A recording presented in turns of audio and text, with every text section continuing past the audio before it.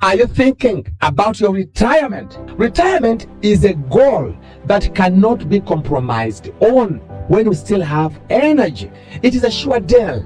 One day you will retire. One day you'll be excess anywhere but on your own. In simple words, retirement is when a person resigns from work as he or she has reached the age of retirement as determined by law.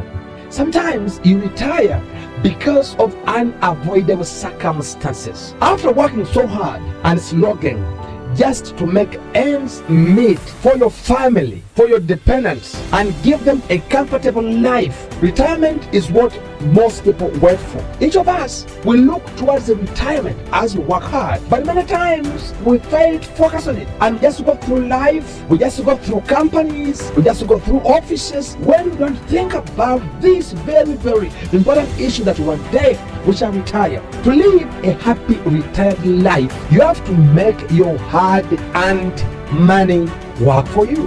When you are still young, it's okay to work for money, but the best way to reap from your hard-earned money is making your money work for you. Someone said, every money you set aside for your retirement, you are buying your own freedom. Each of us must work so hard that in the future we do things not because we have to, but because we want to. Live every day remembering that one day you will either retire or be retired by law. You will go home either voluntarily or involuntarily. You will grow tired one day because each one of us grows into tiredness. So how are you planning for your retirement? How are you planning for your days outside office? Remember, no one will plan for your retirement apart from yourself. No future for you apart from the future that you are creating for yourself right now. This means you must make your earning years count. If you don't save for your future, you are not safe. Retirement planning is necessary, and it's nothing but using your money and to provide funds for you during retirement. Life's needs never end. We shall all need support, especially money, till we die. But also, during your retirement, you may still have specific goals that you may need to achieve.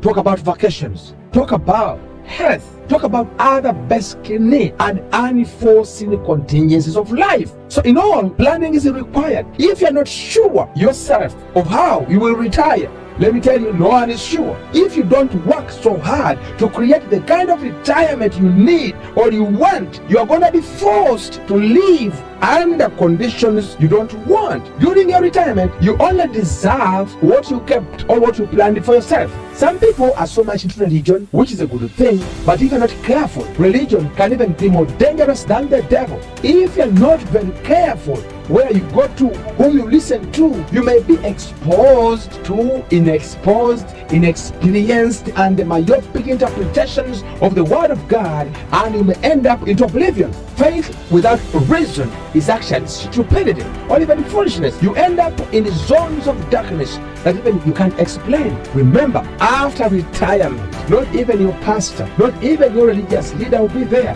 This is a move we must handle on our own. Every day live remembering that at some point you want to be working or you won't need to be working. Children may still be struggling by the time you need them to help you. Some may even be unable to help. Some even may be dead. People don't want to die. But remember, from what I've seen as a priest, old age is another cross we shall all face one day. It's full of loneliness, it's full of emptiness and confusion if you never prepared for it very well. You don't know what it means to start a day not aware of what you are going to eat, to start a month when you don't expect any income from anywhere, but when you are bedridden and sick. So plan your retirement properly. Remember yourself on a daily basis. If you are still young, you have the capacity to take risks. So better start as early. One time I was invited to speak to university students, and I told them that many people have failed not because they aimed too high and missed, but because many aimed too low and hit. Some have been living in a comfort zone for a long period of time, and by the time they advance in age, they can never catch up with their retirement time. As you grow older, you develop fears for certain things, for big things, big investments. So start early. What I want to ask you, you need advice from those who can help you plan for your retirement. Now remember these 12 things. Number one, any time that passes each day draws you closer to the time of your retirement. You won't be going to work someday. You won't have office powers anymore. Those who have offices, you won't have authority anymore. You won't have influence, or at best you may have only a reduced influence. Your cash inflow will also reduce. So please check your retirement debt every day. Number two, what do you do during your vacation? What do you do during your off days? For me, I think some age groups actually do not need long vacations. How can a young, energetic individual take an off day or take off days in some hotel in Dubai, some hotels in Germany, in the US, in Singapore, in Seychelles? Some of you say life is short, but you never know. You may live long. You never know what God has in plan for you. You never know what God is planning for you. You may live longer to pay for your mistakes of failing to plan for your retirement. If all you do is sleeping, watch TV, do orgies, and do all sorts of reckless living, that money you are spending is also spending you as well. That man actually is annoyed with you and angry at you. Proverbs chapter 6, verse 10 to 11 reminds you that a little sleep and a little slumber, a little folding of your hands to rest, so shall your poverty multiply. Remember, the word poor, someone said, is passing over opportunities repeatedly, as if to mean that all of us who are poor right now and we are now in retirement, we have passed over opportunities repeatedly. I think poverty is an upgrade of being broke. You need to be very careful as you step your feet into your future. Number three, learn a skill. I had someone say that success is mastering a skill and getting someone to pay you to perform the skill. You must use your after office hours wisely, maybe to skill yourself than drinking and wasting time. Remember, time is the best resource that we all have, but it's a non-renewable resource. Time flies so fast. Very soon you're going to be old. Very soon you're going to retire. Very soon you're going to be advanced in age. By 25, that's already a quarter of a century. So nobody's 25 and young. You're only 100. Someone was saying that when you give birth to your fourth child, you're already an ancestor. Someone said, many of us will blame background, but by the time you hit 30, you are now background and you have nobody to blame. Remember, excuses are trademarks of failures. So remember to use your time very well. How you use your time, that will make a difference. If you're only spending the time, if you're only wasting the time, if you're only sleeping, if you're only gossiping, this is the high time to make your free time productive as you prepare for your retirement. Use your free time to produce something. Time to rest will come. Number four, start a hobby early in your working days to take you along with you till you retire. Explore a productive hobby.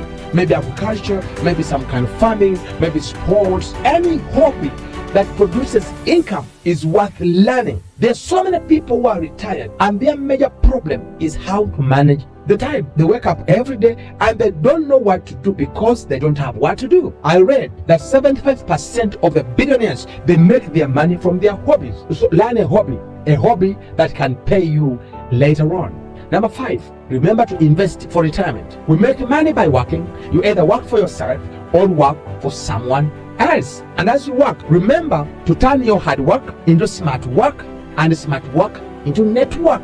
You need these three types of works. You need the hard work, you need the smart work, and the network. But also, we manage money by budgeting. Whenever your expenditure is higher than your income, your upkeep is going to be your downfall. Also, we multiply money by investing. So we make money by working, we manage money by budgeting, and we multiply money by investing. Whenever you get money, there are three things you can do with it. You can waste it, you can save it, or you can invest it. Foolish people waste the money. Average people save the money, but wise people invest the money. Be wise enough to invest your money. And any money that comes your way is a tripartite. That money has your past debts, your past expenses, but also that money has the present. That money is supposed to take care of your ongoing expenses, but also that money has the future. Today you are earning, you are not sure whether tomorrow you will earn. Always use what you have to prepare for what you may need tomorrow. Number 6, don't bank on your children, friends, or relatives, because people forget so fast and the future is unpredictable. Planning is the only way you can prepare for change. If you fail to plan, you are planning to fail. Be ready to take care of yourself. It's risky to place your future into someone else's mind, including your children. Everyone has his own responsibilities. They want to be able to help you that much. But also people die. We have seen children who die faster, who die earlier than even their parents. Remember, begging is very hard. I've learned begging is almost a cross. You lose your dignity and respect if you adopt a life of begging. You may also end up into divisions with your loved ones, with your family, and even friends. People may cut off relationship because you have too many problems, because you are a burden to them. Number 7, have property which can bring in some cash, maybe rentals, maybe land, or any property that's convertible into cash. It's not easy to purchase land. I purchased one so many years ago, but it's not easy. I had to go into the bank and I got a loan. And to pay that loan for over a year, I suffered. I remember one time I broke down and was admitted to Rubaga Hospital. But in the end, I got it. Remember, the hard and the bad, the sweet and the victory. Whenever I look at it, I feel so happy. So those of us who think because we're earning too little, you cannot have property. Everybody has a beginning point. Maybe you are starting from there. You only have to think big. Even learn about shares that may pay you good dividends, especially all of us who are earning right now. Maybe even you can plant cash trees like eucalyptus and even other trees. Maybe you can grow vegetables that you can sell. Maybe you can rear goats, pigs, or chicken, and so on and so forth. These and many other activities will not only give you income, but even will keep you healthy. In all, as regards property, I want you to remember the following. 1, you need financial intelligence, financial awareness. You must read about money, you must read about managing money, and you must read about multiplying your money through investment and savings. Number 2, remember to delay gratification. I understand you may want so many things, so many fancy things. You may be admiring other people as they enjoy and do all sorts of stuff, but remember, you are on your own. Remember to delay gratification. Wait on, be patient. Number 3, savings. Remember to save. Saving means setting aside money for purpose, setting aside money for investment. Every money that you earn, remember to save at least 20%. Number 4, investment and cash inflow. Remember to invest your money. But even remember to have businesses that bring in cash, because not all investment options can give you cash. Remember, cash is king. Number 5, multiple streams of income. You must have at least more than one sources of income. As you work for someone else, as you sit in someone's office, as you have this power and authority, remember, you must have side hustles. You must have more than one sources of income. And lastly, remember to be godly. Do not just use all sorts of shortcuts to make money, because all these investments, if they come from filthy means, you may end up having emptiness in your investments, and in the end, by the time you retire, you have more problems than blessings. Number 8, know when to go home. Salary earning is trekking into retirement. Salary earning is a slow vehicle to your retirement. Salary can keep you in bondage. Know when to quit salary employment. Know when to stop being an employee.